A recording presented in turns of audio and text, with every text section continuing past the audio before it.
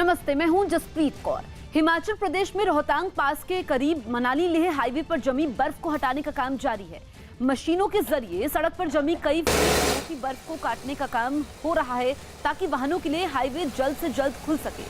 पिछले 1 महीने से ज्यादा वक्त से बॉर्डर रोड्स ऑर्गेनाइजेशन की तरफ से हाईवे को साफ करने का काम चालू है।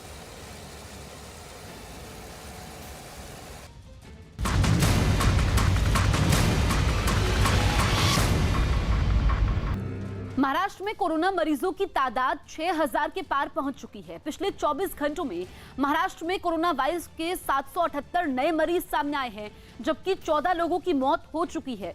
राज्य में कोरोना पॉजिटिव लोगों की संख्या 6427 हो गई है। यही नहीं, अकेले मुंबई में कोरोना के मरीजों की संख्या 4000 के पार पहुंच गई है। मुंबई में 24 घंटों में 522 नए मरीज बढ़े हैं। वहीं धारावी में एक दिन में कोरोना के 25 नए मरीज मिले और 1 मरीज की मौत हुई। अब तक धारावी में कुल 214 मरीज मिल चुके हैं। वहां कुल 13 लोगों की मौत हो चुकी है। तो 24 घंटे में महाराष्ट्र में कोरोना के 778 नए मामले सामने आए हैं और इसी के साथ महाराष्ट्र में कोरोना पॉजिटिव मरीजों की संख्या 6000 के पार पहुंच गई है। और अगर हम मुंबई की बात करें तो अकेले मुंबई में 24 घंटों में 522 नए मरीज सामने आए हैं। इसके अलावा धारावी, जो कि एशिया की सबसे बड़ी झुग्गी बस्ती है, वहां पर एक दिन में 25 नए मरीज मिले हैं। दिल्ली का जहांगीरपुरी इलाका राजधानी में कोरोना का सबसे बड़ा हॉटस्पॉट बन गया है। जहांगीरपुरी इलाके के एच ब्लॉक में 46 नए कोरोना मरीजों की पुष्टि हुई है। इसे देखते हुए अब वहां एच ब्लॉक को पूरी तरह सील कर दिया गया है। मतलब अब वहां लोग जरूरी सामान लेने के लिए भी घरों से बाहर नहीं निकल सकते। इससे पहले जहांगीरपुरी इलाके के सी ब्लॉक में 31 कोरोना मरीजों की पुष्टि हुई थी और इलाके के पुलिस थाने में भी एक एएसआई का कोरोना टेस्ट पॉजिटिव आया था। कहा जा रहा है कि एएसआई से ही बाद में उसकी पत्नी को भी कोरोना हो गया। जहांगीरपुरी में अब तक पुलिस से जुड़े 7 कोरोना मरीजों की पुष्टि विभाग कर चुका है। महाराष्ट्र के नासिक में पुलिस ने 174 लोगों को हिरासत में लिया है। बताया गया कि ये सभी लोग अलग अलग गाड़ियों में अपने गांव जाने की कोशिश कर रहे थे, लेकिन खबर मिलने के बाद पुलिस ने सभी को हिरासत में लिया। पुलिस के मुताबिक जब इन लोगों को रोका गया, उन्होंने वहां जमकर हंगामा भी किया। यूपी के शामली में तबलीगी जमात के प्रमुख मौलाना साद के फार्म हाउस पर दिल्ली पुलिस की क्राइम ब्रांच ने छापा मारा। कोरोना फैलाने की आपराधिक साजिश के केस में मौलाना साद को लंबे वक्त से ढूंढा जा रहा है, लेकिन अभी तक वो पुलिस के हत्थे नहीं चढ़ा है। इसीलिए दिल्ली पुलिस की क्राइम ब्रांच उसे ढूंढने शामली में उसके फार्म हाउस पर पहुंच गई। फार्म हाउस का गेट खोलकर क्राइम ब्रांच की टीम अंदर घुसी और वहां तलाशी अभियान शुरू कर दिया। क्राइम ब्रांच की टीम में कुछ पुलिस वाले मास्क लगाए भी नजर आए। पुलिस के साथ कुछ मीडिया कर्मी भी फार्म हाउस में घुसे और उन्होंने फार्म हाउस की देखरेख करने वाले एक आदमी से कुछ जानकारी लेने की कोशिश की।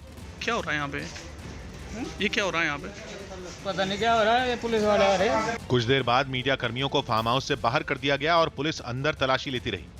काफी देर बाद पुलिस बाहर निकली, लेकिन उसके हाथ मौलाना साद नहीं लगा। बताया गया कि पुलिस ने फार्म हाउस में काम करने वाले कुछ लोगों से भी पूछताछ की, लेकिन वो लोग ये नहीं बता पाए कि मौलाना साद वहां कब आया था।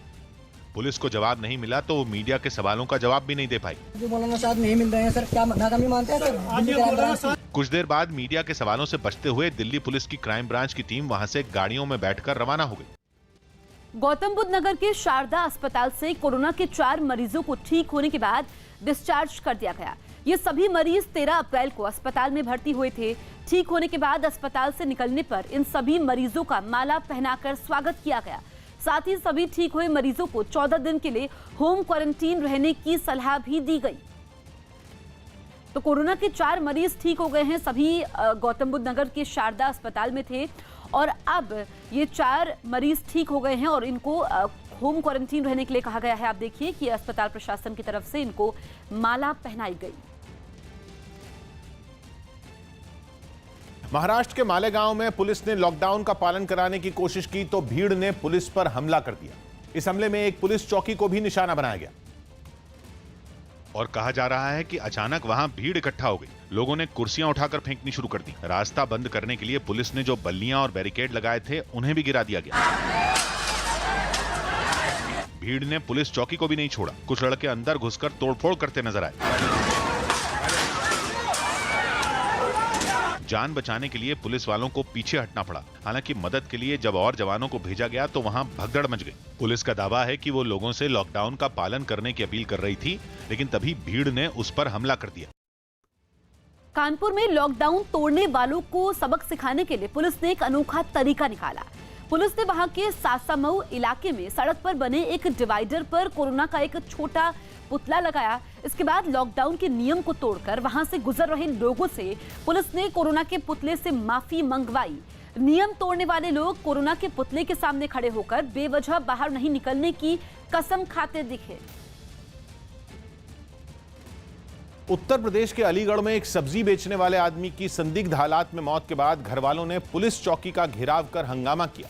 आरोप है कि कुछ रोज पहले एक पुलिस वाले ने सब्जी बेचने वाले की पिटाई कर दी थी, जिसकी इलाज के दौरान मौत हो गई। जिससे नाराज घर वालों ने जलालपुर पुलिस चौकी के सामने सड़क जाम कर दी और चौकी के बाहर शव रखकर हंगामा करने लगे। कई महिलाएं वहां रोती बिलखती दिखाई दी, जबकि कुछ लोग उन्हें चुप कराते नजर आए। हंगामे की वजह से वहां लोगों की भारी भीड़ जमा हो गई, जिसकी सूचना मिलते ही कई अधिकारी पुलिस बल के साथ मौके पर पहुंच गए। पुलिस के ज्यादातर जवान सिर में हेलमेट और मुंह पर मास्क लगाए दिखे। इसी बीच पुलिस के अधिकारी लोगों को समझाने की कोशिश करते दिखे। बाद में पुलिस ने लाउडस्पीकर की मदद से भी लोगों से भीड़ नहीं लगाने की अपील की और जब हालात बिगड़ने लगे तो पुलिस ने जबरन लोगों को वहां से हटाना शुरू कर दिया।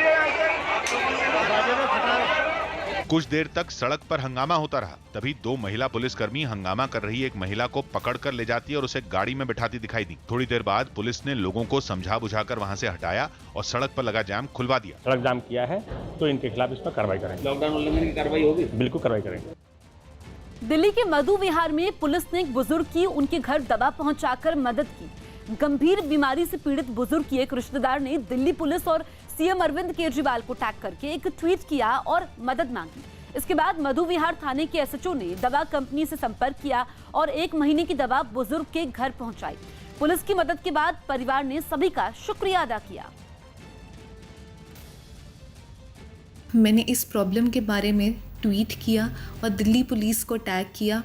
अगली ही सुबह उन्होंने मुझे कॉल किया और वो दवाई ना सिर्फ उन्होंने पता की कि कहाँ से मिल सकती है, बल्कि वे खुद लेकर आए और उन्होंने मेरे परिवार के घर तक पहुँचाई। दिल्ली पुलिस, मैं आपका जितना भी शुक्रिया अदा करूं उतना कम है। दिल्ली के नजदीक गाजियाबाद में मामूली विवाद में एक आदमी ने अपने पड़ोसी पर तलवार से हमला कर दिया। इस हमले में वो बुरी तरह घायल हो गया।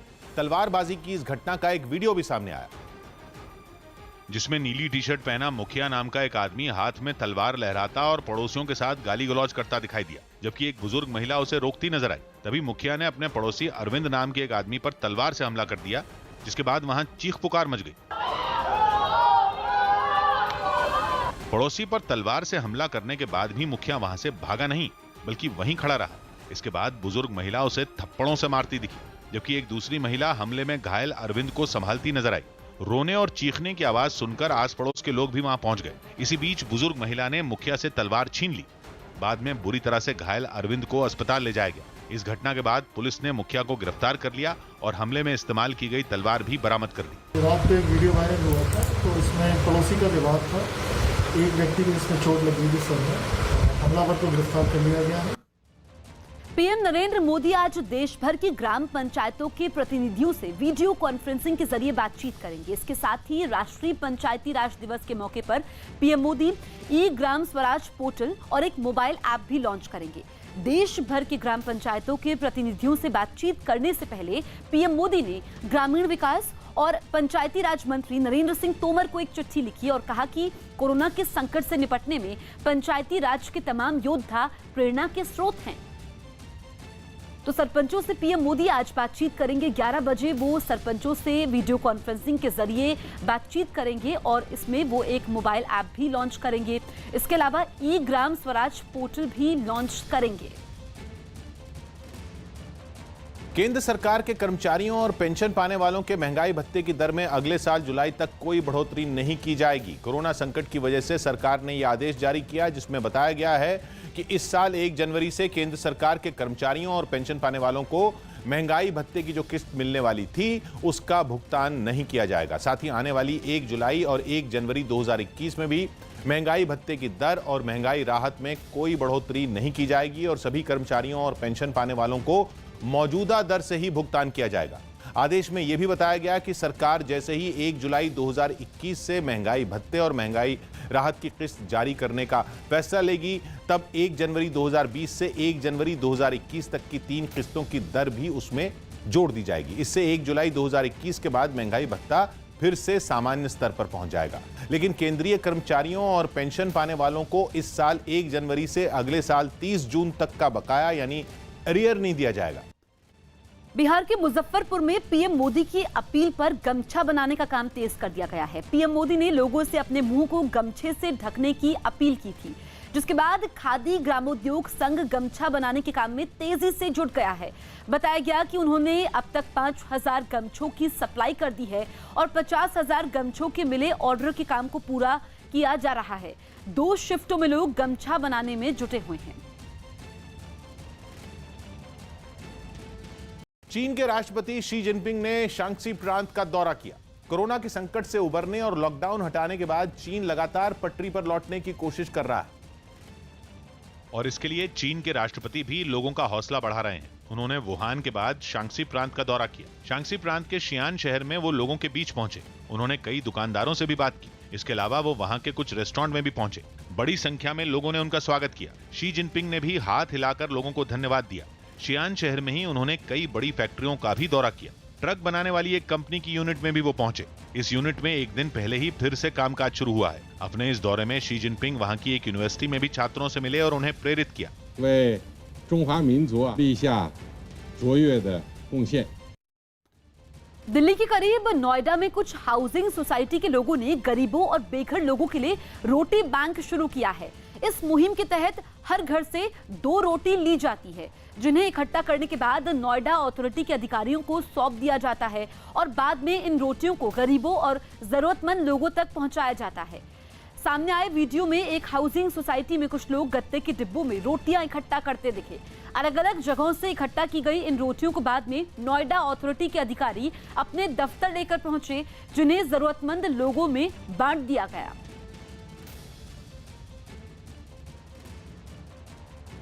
यहाँ लगभग 7X में ढेर सारी सोसाइटीज़ हैं, तो उन सोसाइटीज़ के सारे किचन को, कम्युनिटी किचन को हम जोड़ देंगे तो ज़्यादा से ज़्यादा रोटियाँ इकट्ठी हो पाएंगी और एटलीस्ट एक टाइम का जो खाना है उनको बेसिकली सब्जी के साथ ये रोटी मिल पाएगा।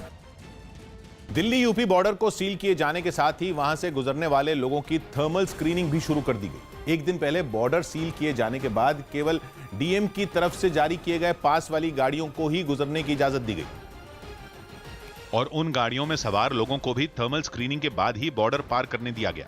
जिस किसी के शरीर का तापमान सामान्य से ज्यादा पाया गया, पुलिस ने तुरंत उसकी गाड़ी को लौटा दिया। वापस करी गाड़ी। वापस करी गाड़ी। थर्मल स्क्रीनिंग के अलावा डीएम की तरफ से जारी किए गए पास की भी जांच की गई। पुलिस की सख्ती से जरूरी सेवाओं से जुड़े कुछ ऐसे लोगों को भी परेशानी हुई जिनके पास बॉर्डर पार करने का पास नहीं था। अप्लाई फॉर द पास, अभी पास अप्रूवल पे पेंडिंग है, तो मैम मेरी मिस्टेक नहीं है ना, मेरे एचआर वाले कह रहे हैं आप ज्वाइन करो। दिल्ली नोएडा बॉर्डर पर दूसरे दिन ज्यादा गाड़ियां नहीं दिखीं, लेकिन दिल्ली गाजियाबाद बॉर्डर का हाल अलग रहा। वहां बॉर्डर सील होने के बाद भी कई गाड़ियां नजर आईं। हालांकि पुलिस ने जरा भी कोताही नहीं बरती और बेवजह घूम रही सभी गाड़ियों को बॉर्डर से लौटा दिया। ये जो गाड़ियां हैं ये बेवजह ही सड़कों पर घूम रही हैं, इनके पास कोई अथॉरिटी लेटर, इसलिए गाड़ियों को वापस भेजा जा रहा है। पुदुचेरी में एक कांग्रेस विधायक ने अस्पताल में डॉक्टरों के सामने झुककर उनका अभिवादन किया। कांग्रेस विधायक ने कोरोना के मरीजों के इलाज में लगे इन डॉक्टरों की दिन रात की मेहनत का आभार जताया। कई बार इनके सामने झुककर सभी का सम्मान किया।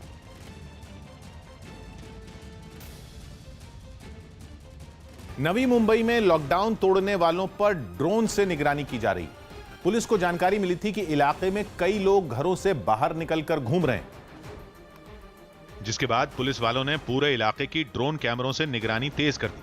जिन इलाकों में ड्रोन पहुंचा वहां घरों से बाहर निकले लोग भागते हुए दिखाई दिए। कुछ लोग तो इतने लापरवाह दिखे कि एक साथ झुंड बनाकर खड़े नजर आए। एक रिहायशी इमारत की छत पर भी कई लोग एक साथ खड़े दिखे। इनमें कुछ लोग तो छोटे बच्चों को लेकर भी घूमते दिखे और जब ड्रोन इस इमारत की छत पर पहुंचा तो सभी लोग तुरंत भाग गए। एक इमारत की छत पर कुछ लोग एक साथ बैठकर खाना खाते नजर आए और जब ड्रोन इनकी छत के ऊपर पहुंचा तो ये लोग उठकर अपने घरों में चले गए। पुलिस वालों ने बताया कि जिन इलाकों में पहुंचने में परेशानी होती है वहां निगरानी के लिए ड्रोन का इस्तेमाल किया जा रहा है और लॉकडाउन तोड़ने वालों के खिलाफ सख्त कार्रवाई भी की जा रही है। वडगर खाड़ी किनारे पे हमें 10 लोग मिले इनको हमने अरेस्ट करके इनके खिलाफ ऑफेंस रजिस्टर किया है।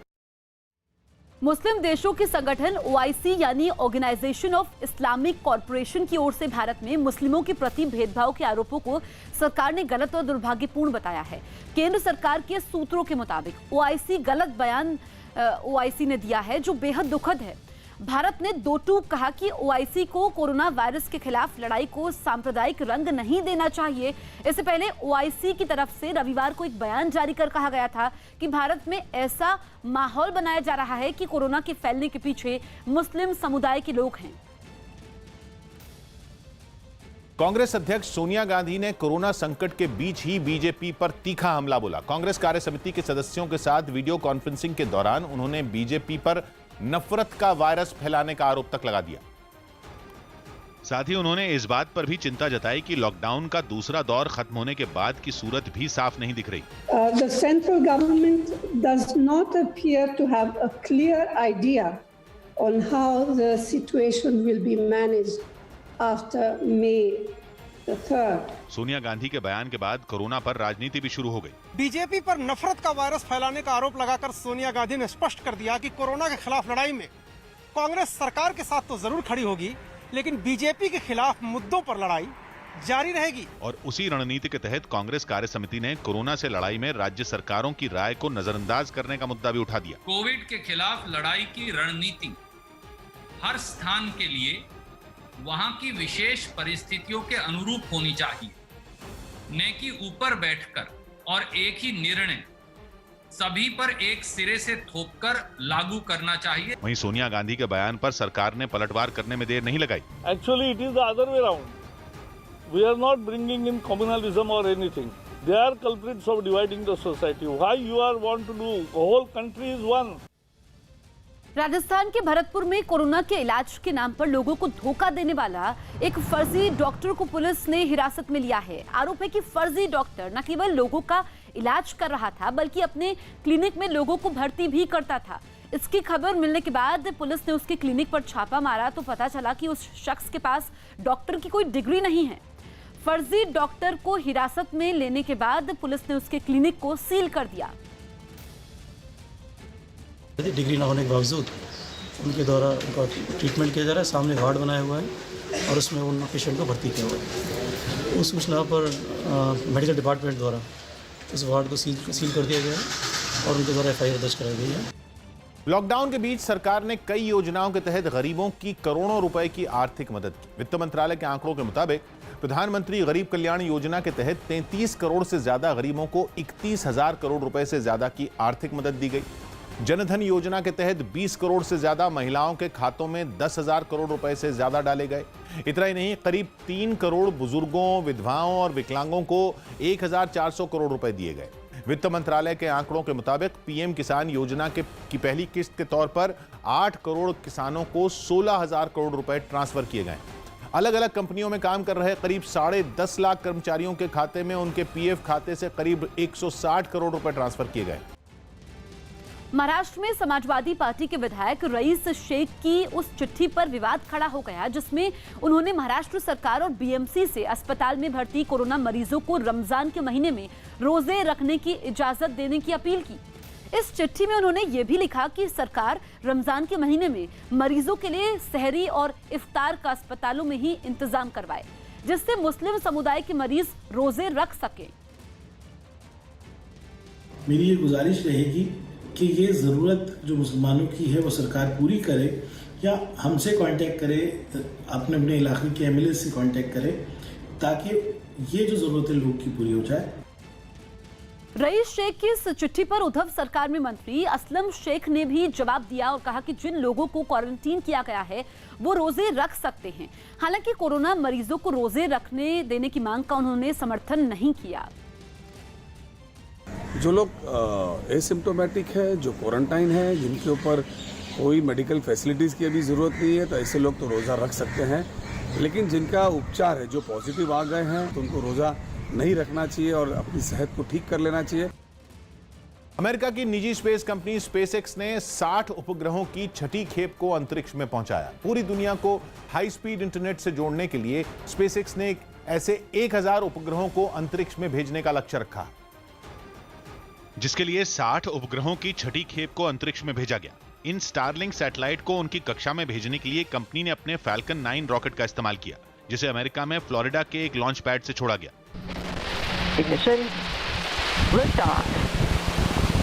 कुछ देर तक उड़ने के बाद रॉकेट का पहला हिस्सा अलग हो गया और दूसरा इंजन चालू हो गया।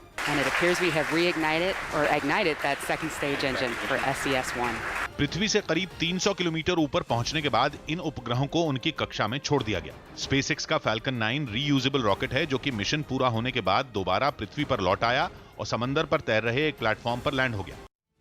राजस्थान के स्वास्थ्य मंत्री ने दावा किया कि उनके राज्य में केवल कोरोना वायरस की वजह से किसी की मौत नहीं हुई है। उन्होंने दावा किया कि राज्य में जिन कोरोना पॉजिटिव मरीजों की मौत हुई, उन्हें कई और बीमारियां भी थी। उनको अन्य बीमारियां भी है और एज फैक्टर भी, डायबिटीज है, हाइपरटेंशन है या हार्ट की डिजीज है। इस तरह की जो गंभीर बीमारियों वाले लोग हैं जिनका इम्यून सिस्टम कमजोर हो गया, उन लोगों की कैजुअलिटी हुई। अकेले कोविड की वजह से किसी की मृत्यु राजस्थान में आज तक नहीं हुई। पश्चिम बंगाल के बांकुड़ा में वेतन नहीं मिलने से नाराज मजदूरों ने एक कारखाने के बाहर जमकर हंगामा किया। मजदूरों का आरोप है कि पिछले 3 महीने से उन्हें वेतन के नाम पर 1 रुपया तक नहीं मिला, जिससे नाराज मजदूरों ने कारखाने के बाहर हंगामा किया और गेट पर बड़े बड़े पत्थर बरसाए। कई मजदूर गेट पर लात मारते दिखे तो कुछ मजदूर गुस्से में गेट को जोर जोर से हिलाते नजर आए। हंगामा कर रहे मजदूरों का आरोप है कि उन्हें 3 महीने से वेतन नहीं दिया गया है, जिससे उनके सामने भूखों मरने की नौबत आ गई है। और हम लोग का 3 महीना का पेमेंट हो गया है सर। बोला 1 महीना का पेमेंट आपका फरवरी का देंगे 15 तारीख को। अभी तक 1 रुपया भी नहीं मिला हुआ है। काफी देर तक कारखाने के बाहर मजदूरों का हंगामा चलता रहा, लेकिन हंगामा कर रहे मजदूरों के बीच सोशल डिस्टेंसिंग नाम की कोई चीज नहीं दिखी। कोरोना वायरस ना फैले इसके लिए वहां मौजूद ज्यादातर मजदूरों ने न तो मास्क लगा रखा था और न ही कपड़े की मदद से नाक और मुंह को ढक रखा था। इसी बीच एक मजदूर ने अधिकारियों पर कारखाने की कॉलोनी से बाहर निकालने की धमकी देने का आरोप लगाया। यहाँ का अधिकारी लोग बोल रहा है कॉलोनी खाली करवा देंगे, धमकी है, पैसे हम लोग मांग रहे हैं। मध्य प्रदेश के जबलपुर में एक बच्ची का जन्मदिन मनाने के लिए उसके पास पड़ोस में रहने वाले लोग अपनी अपनी छतों पर जमा हो गए। लॉकडाउन की वजह से बच्ची के माता पिता ने उसका जन्मदिन अपनी घर की छत पर मनाया। इस मौके पर आस पड़ोस में रहने वाले लोग भी अपनी छतों पर जमा हुए और केक कटने के बाद तालियां बजाकर खुशी जाहिर की। जन्मदिन मनाते वक्त सभी लोगों ने सोशल डिस्टेंसिंग का भी पूरा ख्याल रखा। तो एमपी के जबलपुर की तस्वीरें आप देखिए। यहाँ पर एक बच्ची का जन्मदिन छत पर मनाया गया। पूरे देश में लॉकडाउन है, ऐसे में बर्थडे को मनाने के समय भी सोशल डिस्टेंसिंग का पालन किया गया। आस पड़ोस के लोग भी अपनी छतों पर इकट्ठा हो गए और तालियां बजाकर बच्ची का जन्मदिन मनाया।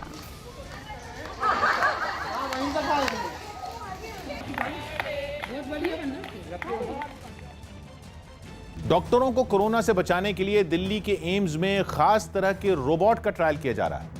अगर ये ट्रायल सफल रहता है तो एम्स में इस तरह के कई और रोबोट की मदद ली जाएगी। ये रोबोट मिलाग्रो नाम की एक कंपनी ने बनाया है। इस रोबोट की मदद से डॉक्टर मरीजों के पास जाए बिना उन पर नजर रख सकते हैं। मतलब ये रोबोट डॉक्टर और मरीजों के बीच एक पुल की तरह काम करता है। दिल्ली के एम्स में फिलहाल इस रोबोट का ट्रायल चल रहा है। मतलब इस रोबोट को परखा जा रहा है कि ये डॉक्टरों के कितना काम आ सकता है।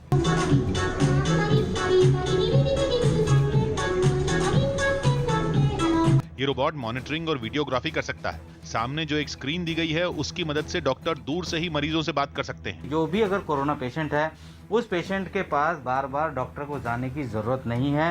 एक दूरी रख के जो है डॉक्टर मॉनिटर कर सकता है हर चीज को। दावा है कि कुछ बदलाव के बाद ये रोबोट मरीजों का तापमान भी माप सकेगा और उन्हें दवाइयां और खाना भी पहुंचा पाएगा। इसके जो हाथ हैं इसको रिप्लेस करके मेडिसिन डिलीवरी लगा देंगे तो मेडिसिन डिलीवरी भी कर सकता है।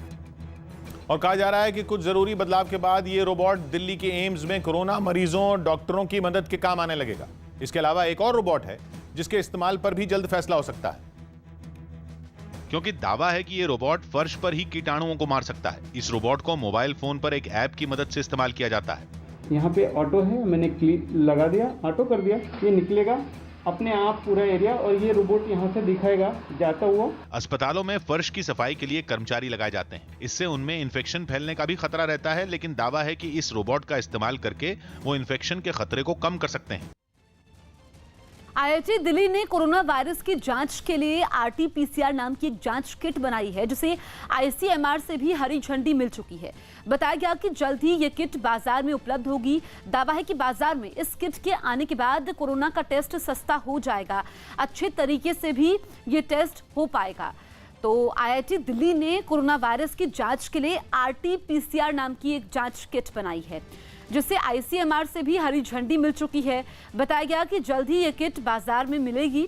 दावा यह भी है कि बाजार में इस किट के आने के बाद कोरोना का टेस्ट सस्ता हो जाएगा और अच्छे तरीके से होगा। लॉकडाउन और धारा 144 का उल्लंघन कर भीड़ लगाने और सभा करने जैसी घटना दोबारा न हो, इसे लेकर हरियाणा सरकार सख्त हो गई है। सरकार ने प्रशासन से कहा है कि ऐसा करने वाले किसी भी नेता के खिलाफ अब फौरन मामला दर्ज कर कार्रवाई की जाए। दरअसल कांग्रेस के नेता रणदीप सुरजेवाला पर उचाना मंडी पहुंचकर भाषण देने का आरोप लगा था, जिसका वीडियो वायरल हो गया। वीडियो में सुरजेवाला अनाज मंडी में किसान और आड़तियों की भीड़ से घिरे दिखाई पड़े, जहां सोशल डिस्टेंसिंग का पालन करता कोई नहीं नजर आया। यही नहीं, मंडी में भीड़ के बीच वो भाषण देते भी नजर आए। 5 लाइन की 5 बात है, खट्टर साहब जवाब दे दे। कोरोना के खतरे के बीच ऐसी भीड़ और उनके बीच नेता के पहुंचने पर सरकार ने आपत्ति जताई और प्रशासन को आगे से ऐसा होने पर सख्त कार्रवाई के निर्देश दिए कि मंडियों में जाकर अगर वो भीड़ इकट्ठी करेंगे तो मजबूरन हमें सख्त कार्रवाई करनी पड़ेगी। कांग्रेस का आरोप है कि अनाज की खरीद के लिए नियमों में किए गए बदलाव से किसान परेशान हैं, लेकिन कोरोना की आड़ में खट्टर सरकार अपनी नाकामी छुपा रही है। मनोहर लाल खट्टर जी, दुष्यंत चौटाला जी और अनिल विज जी नहीं चाहते कि जनता के प्रतिनिधि जनता के बीच जाकर सरकार की नाकामयाबी को उजागर करें। भारत के विदेश मंत्री एस जयशंकर और अमेरिका के विदेश मंत्री आर पोम्पियो के बीच फोन पर बातचीत हुई। दोनों देशों के विदेश मंत्रियों के बीच हुई बातचीत में कोरोना से निपटने को लेकर चर्चा हुई। कोरोना के खिलाफ जंग में दोनों देशों के बीच सहयोग, दवा और मेडिकल उपकरणों की उपलब्धता बनाए रखने पर भी बातचीत हुई।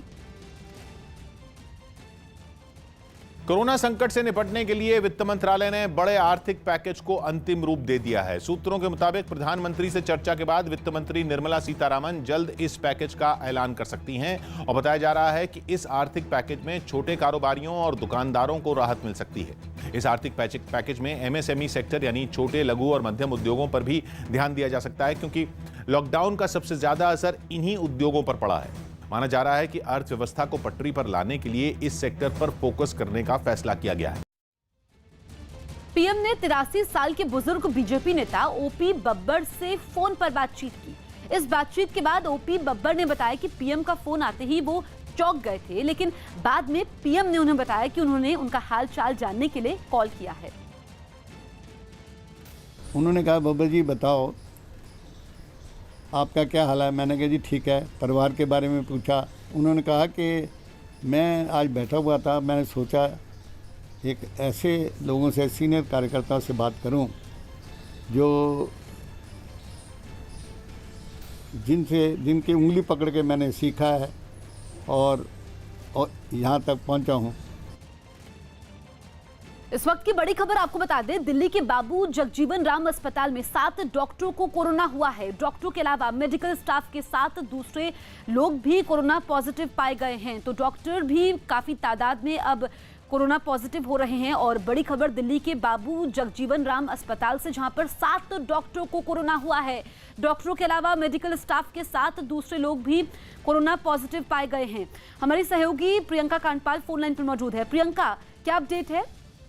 जी, यहाँ बाबू जगजीवन राम में पहले 2 डॉक्टर जो थे उनकी खबर आ रही थी कि वो कोरोना पॉजिटिव है। ऐसे में वो जिन तमाम लोगों से मिले उनके टेस्ट कराए गए हैं। अब ये पता चल रहा है कि 7 डॉक्टर और जो मेडिकल स्टाफ है, तकरीबन 14 लोग हैं जो कोरोना पॉजिटिव पाए गए हैं। इससे पहले भी अगर बात करें तो 70 के तकरीबन दिल्ली में पहले ही डॉक्टर, मेडिकल स्टाफ जो है वो कोरोना पॉजिटिव हो चुका है। ऐसे में ये एक बड़ी और गंभीर खबर आ रही है। अब ये तमाम लोग इनके कांटेक्ट में रहे, जिनसे इनकी मुलाकात थी, इन्होंने कितने पेशेंट्स देखे, उनको अब उनको चिन्हित किया जा रहा है, उनको क्वारंटीन रहने के लिए कहा जाएगा। जिनमें सिम्टम्स होंगे उनके टेस्ट कराए जाएंगे। जी, तो प्रियंका हमारी सहयोगी जानकारी दे रही थी कि कुल 14 लोग ऐसे हैं जो कोरोना पॉजिटिव हैं। इसमें 7 डॉक्टर्स शामिल हैं। इसके अलावा मेडिकल स्टाफ के साथ दूसरे लोग भी हैं और अब ये लोग किन किन लोगों के संपर्क में आए उनकी पहचान की जाएगी, उनको भी क्वारंटीन किया जाएगा। लॉकडाउन और सोशल डिस्टेंसिंग का पालन करने की हिदायत मिलने के बावजूद बिहार के गया में इसकी खुलेआम धज्जियां उड़ाई गईं। सरकारी दफ्तर के बाहर राशन लेने के लिए सैकड़ों लोग जमा हो गए, जिन्हें वहां पहुंचे पुलिस वालों ने हटा दिया। भीड़ इतनी थी कि उनको हटाने के लिए पुलिस वालों को भी काफी देर तक कोशिश करनी पड़ी। इससे पहले सुबह से ही दफ्तर के बाहर लोग राशन लेने पहुंच गए और थोड़ी ही देर में वहां सैकड़ों लोगों की भीड़ जुट गई। जैसे जैसे समय बीता, लोगों का जमावड़ा भी बढ़ता चला गया। राशन तो नहीं मिला, लेकिन भीड़ इतनी बढ़ गई कि दफ्तर के बाहर लोगों की लंबी लाइन लग गई। जब एक लाइन काफी नहीं पड़ी तो भीड़ खुद ही 2 लाइनों में बढ़ गई। आप देख सकते हैं कि महिलाओं की और पुरुषों की अलग अलग लंबी कतारें हैं। सोशल डिस्टेंसिंग की धज्जियां उड़ रही हैं। दफ्तर के बाहर इकट्ठा हुई भीड़ देख पुलिस वालों के भी होश उड़ गए और उन्होंने लाउडस्पीकर की मदद से लोगों से घर जाने की अपील की। आप लोग अपने अपने घर जाइए, कोई मिलेगा राशन। लेकिन पुलिस की अपील का भी लोगों पर कोई असर नहीं हुआ, जिसके बाद कुछ पुलिस वालों ने दफ्तर के बाहर खड़े लोगों पर हल्का लाठीचार्ज किया और उन्हें वहां से भगा दिया। फिलीपींस के रिजाल में लॉकडाउन तोड़ने वालों को पुलिस ने सजा दी। बाहर निकलने पर रोके जाने के बावजूद ये लोग सड़क पर घूम रहे थे, लेकिन पुलिस ने इनको पकड़ लिया। कान पकड़कर मेढक की तरह उछलते हुए चलने की सजा दी। मोटरसाइकिल और स्कूटर लेकर घूमने निकले लोगों को भी सजा दी गई। पुलिस ने ऐसे लोगों को हेलमेट लगाकर पैदल चलवाया। फिलीपींस के राष्ट्रपति लॉकडाउन तोड़कर बाहर घूमने वालों को गोली मारने तक का आदेश दे चुके हैं, लेकिन उनकी इस चेतावनी का भी वहां खास असर नहीं दिखा। कोरोना वायरस के खतरे के बीच यमन के कई शहरों में आई बाढ़ ने भारी तबाही मचा दी। हालांकि यमन में कोरोना वायरस के अब तक ज्यादा मामले सामने नहीं आए हैं, लेकिन इसके बावजूद अचानक आई बाढ़ ने लोगों को मुसीबत में डाल दिया। तेज लहरों में एक आदमी बहता नजर आया। हालांकि वहां मौजूद कुछ लड़कों ने अपनी जान जोखिम में डालकर उसे बचा लिया। कई इलाकों में तेज बारिश ने लोगों की परेशानी दुगनी कर दी। लोग जहां तहां फंस गए। सैलाब में कई भारी भरकम गाड़ियां तक खिलौनों की तरह बहती नजर आईं। कई लोगों के घरों में भी पानी घुस गया। The heavy rain destroyed everything. इस बाढ़ की वजह से यमन में कोरोना वायरस से निपटने की तैयारियों पर भी असर पड़ा। टीवी कलाकार सना शेख ने फेसबुक पर एक मौलाना का वीडियो शेयर किया, जिसमें वो रमजान के समय मस्जिदों में नहीं जाने और घरों में ही नमाज पढ़ने की अपील करते नजर आए। रमजान के पूरे महीने में आपको अपने अपने घरों में तरावीह की नमाज पढ़नी है, कुरान पाक की तिलावत करनी है। किसी भी मस्जिद में जाकर पश्चिम बंगाल के झाड़ग्राम में एक जूनियर पुलिस कांस्टेबल ने पुलिस लाइन में कई पुलिसकर्मियों को बंधक बना लिया। इतना ही नहीं, उसने कई राउंड फायरिंग भी की। और सामने आए एक वीडियो में विनोद कुमार नाम का junior police constable police line की एक इमारत की छत पर नजर आया। कुछ देर बाद इमारत से गोलियां चलने की आवाज भी सुनाई दी। गोलियों की आवाज सुनकर इलाके में सनसनी फैल गई। लोग पुलिस लाइन के बाहर जमा हो गए। जो लोग किसी काम से पुलिस लाइन के पास वाली सड़क से गुजर रहे थे, पुलिस ने उन्हें दूसरा रास्ता पकड़ने को कह दिया। कई घंटों की कोशिश के बाद भी जब हालात नहीं सुधरे तो अर्धसैनिक बल को बुलाना पड़ा। अर्धसैनिक बल के जवान मौके पर पहुंचे और पूरे इलाके को घेर लिया।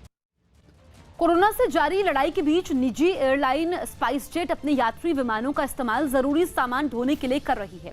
कोरोना की वजह से ज्यादातर उड़ानें बंद हैं। ऐसे में दवाइयों और जरूरी चीजों की कमी ना हो, इसके लिए स्पाइस जेट ने अपने यात्री विमानों में सामान ढोना शुरू कर दिया। सामने आए वीडियो में स्पाइस जेट के एक यात्री विमान में यात्रियों के बैठने वाली जगह पर दवाइयां, मास्क और दूसरा जरूरी सामान रखा मिला। स्पाइस जेट के मुताबिक वो अब तक करीब 4000 टन जरूरी सामान ढो चुकी है।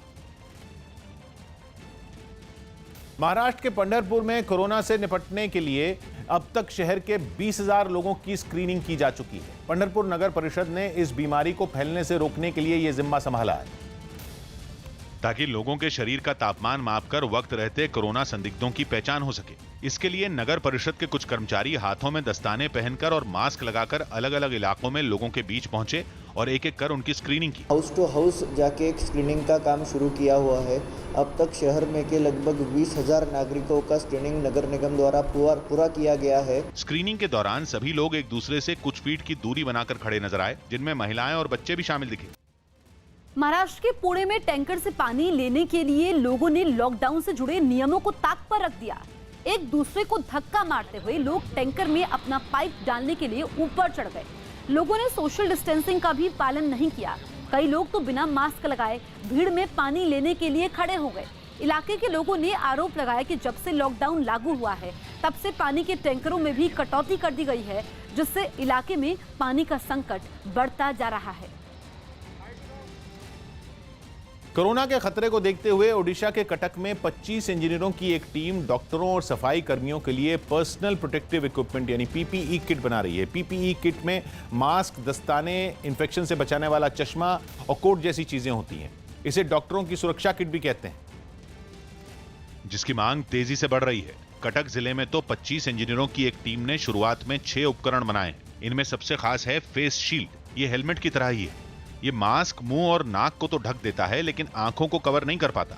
इसी को देखते हुए भुवनेश्वर में ऐसी फेस शील्ड बनाई गई है जो वजन में हल्की है और कीमत में सस्ती। इसमें एक बेल्ट भी दी गई है जिसे सिर पर बांधना होता है। इससे पूरा चेहरा ढका जा सकता है। फेस शील्ड के अलावा भुवनेश्वर की ये टीम मास्क, दस्ताने और इन्फेक्शन से बचाने वाला खास चश्मा भी बना रही है। इस टीम ने शुरुआत में ये सभी उपकरण भुवनेश्वर नगर निगम को मुफ्त में देने का फैसला किया है। हरियाणा के पलवल में लॉकडाउन का पालन करवाने के लिए पुलिस ड्रोन की मदद ले रही है। पुलिस की एक टीम इलाके में ड्रोन से निगरानी करती नजर आई। ड्रोन से पुलिस को उन संकरे इलाकों पर नजर रखने में मदद मिल रही है जहां पुलिस की गाड़ी नहीं जा सकती। इसके साथ ही लॉकडाउन के समय जो लोग गलियों और मकानों की छतों पर जमा हो जाते हैं, ऐसे लोगों से निपटने के लिए भी पुलिस ड्रोन का इस्तेमाल कर रही है और मामले दर्ज कर रही है।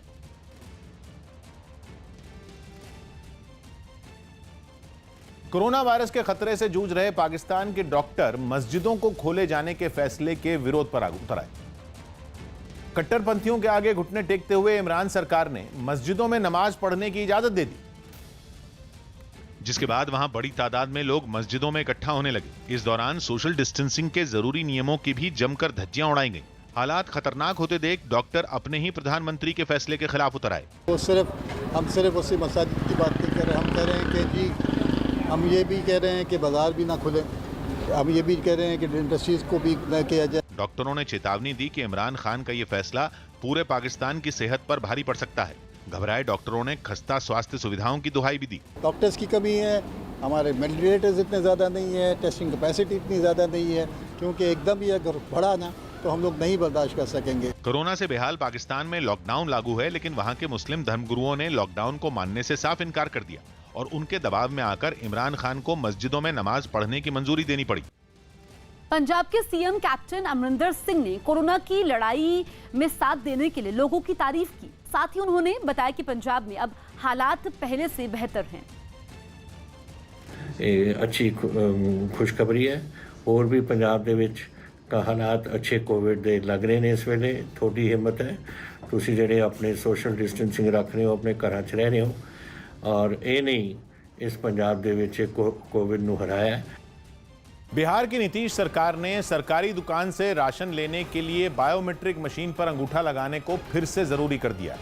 कोरोना वायरस के खतरे को देखते हुए राज्य सरकार ने पिछले महीने ही इस पर रोक लगाई थी, लेकिन सरकार ने इसे फिर से जरूरी कर दिया, जिसके बाद राज्य भर की सरकारी राशन की दुकानों पर लोगों को बायोमेट्रिक मशीन पर अंगूठे का निशान लगाने के बाद ही गेहूं चावल दिया जा रहा है। एक ही मशीन पर सभी लोग अंगूठा लगाते हैं, इसलिए इस तरह की मशीन से वायरस फैलने का खतरा होता है। बीजेपी विधायक संजय सरावगी ने फैसले के लागू होते ही इस पर सवाल उठा दिए। निश्चित रूप से पीडीएस में तो गरीब गुरबे लोग आते हैं, संक्रमण फैलने की संभावना है इससे। हालांकि राज्य सरकार के खाद्य आपूर्ति मंत्री मदन सहनी ने बताया कि कोरोना को फैलने से रोकने के लिए सरकारी राशन की दुकानों पर पूरी सावधानी बरती जा रही है। सभी जगह पर साबुन, सैनिटाइजर, सब चीज़ का व्यवस्था किया गया। उसके लिए अलग से राशि भी डीलर को मुहैया करा दिया गया है।